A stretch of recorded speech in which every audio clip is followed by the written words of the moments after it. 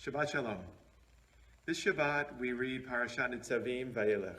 At the beginning of Parashat Nitzavim we read these amazing words. Atem Nitzavim Hayom Kulchem. This is Moses telling the Israelite people, you stand here this day, you're accepting this covenant, and then he lists all the different members of society, sort of an A to Z. Everyone is included.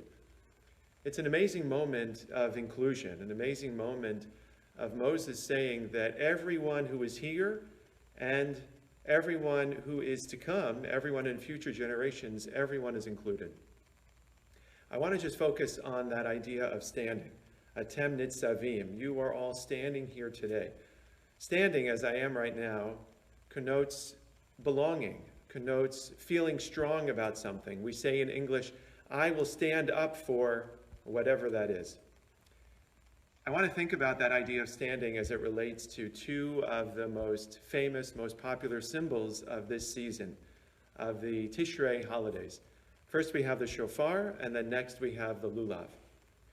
The shofar, according to tradition, is supposed to be, at least the shofar for Rosh Hashanah, is supposed to be bent. Rabbi Chaim David Halevi, the late, great Sephardi chief rabbi of Tel Aviv, wrote about this. And he wrote about how it's supposed to be bent so that we understand we're supposed to be bent over on Rosh Hashanah. We're supposed to be humble. We shouldn't stand up too straight, symbolizing that we think very highly of ourselves. We should be bent over in humility.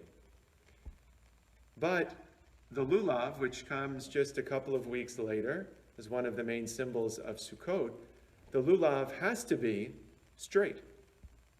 So we have this symbol of bent over for Rosh Hashanah, and then a symbol of standing straight up with the spine of the lulav.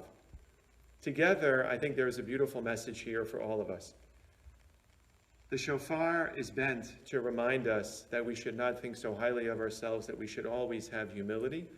But the lulav reminds us that we are all created in God's image, that we have value, we have worth, that we matter. We shouldn't be too humble, too bent over, represented by the shofar, and we shouldn't be too straight up, represented by the lulav. But taken together, we learn a great message. Think highly of yourself. You matter. You deserve a great deal. But remember always to be humble and to think of others before we think of ourselves. Shabbat Shalom.